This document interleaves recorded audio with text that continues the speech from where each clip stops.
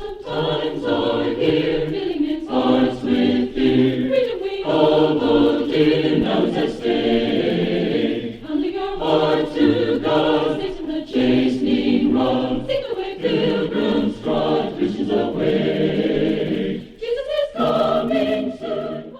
Please explain Proverbs 23, verse 7. To me, there's nothing more exciting than just going right into the biblical text and studying the biblical text. So let's go and let's just read Proverbs 23, verse 7. For there the wise writer says this, "For as he thinketh in his heart, so is he." Now notice what else. "Eat and drink, saith he to thee, but his heart is" what? "His heart is not with thee." Usually when we quote Proverbs 23, 7, we only quote the first part of the verse, don't we? For as he thinketh in his heart, so is he. And we use that verse to prove that man's mind is his control center for everything that he does. Everything that I reason, everything that I contemplate, every decision that I come to, every feeling that I feel, every agenda that I want to bring to pass, every bit of that originates where? First, in my mind. The mind is the control center of man. As he thinketh in his heart, so is he. But what's interesting is that we have a tendency just to pull the passage out of its context and we lose some valuable lessons that are found in the text. So what I want us to do is I want us just to go into the text for just a minute and look at the passage and what is really being taught to us other than the mind being the control center of man.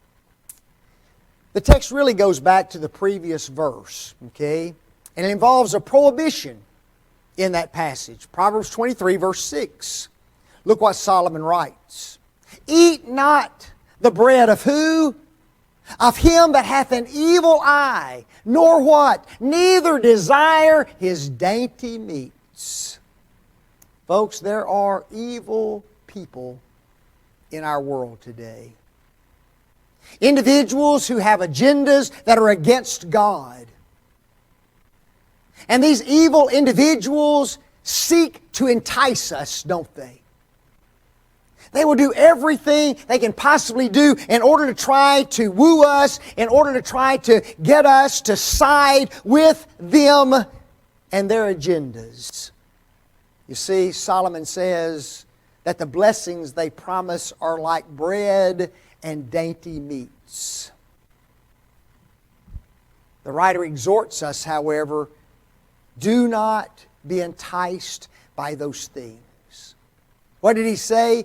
"Eat thou not the bread of the wicked." What's interesting is the evil man wants you to believe that he is on your side. The evil man wants you to believe that he's concerned about you. The evil man wants you to believe that he's there for you, that he's fighting for you, that he will do everything he possibly can in order to provide and take care of you. See, here's bread and here's meat. Here's everything that you need. But folks, that is not so when it comes to the wicked.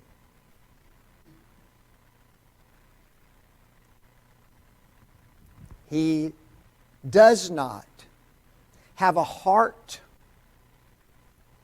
that matches his actions. Oh yes, he would make us think that he's on our side. He would make us think that he's out for us. He would make us think that he is our friend.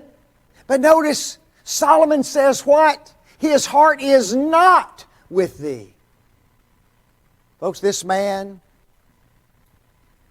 wants us to fellowship with him, but in his heart, he is our enemy.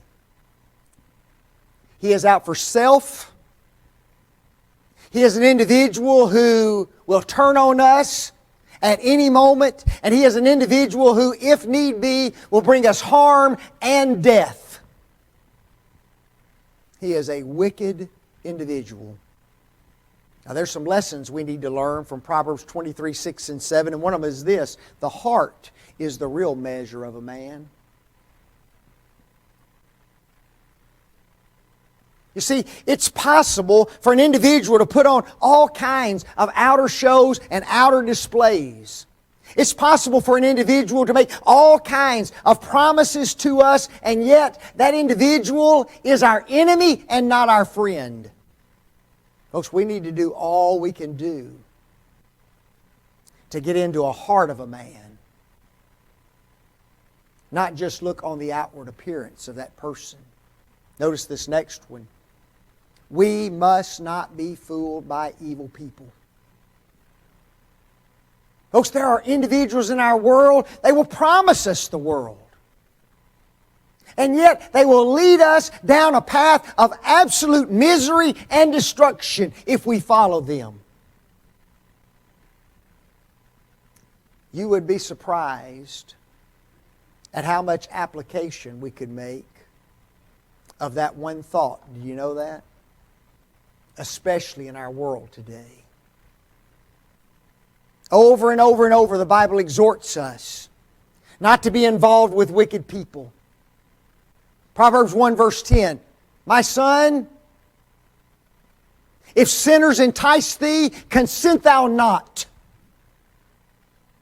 Verses 10 and 11 tell almost the same thing. My son, walk thou not in the way with them, he says. Folks, you and I are to have no associations with wicked, vile, ungodly individuals. And it doesn't matter what part of society in which they find themselves.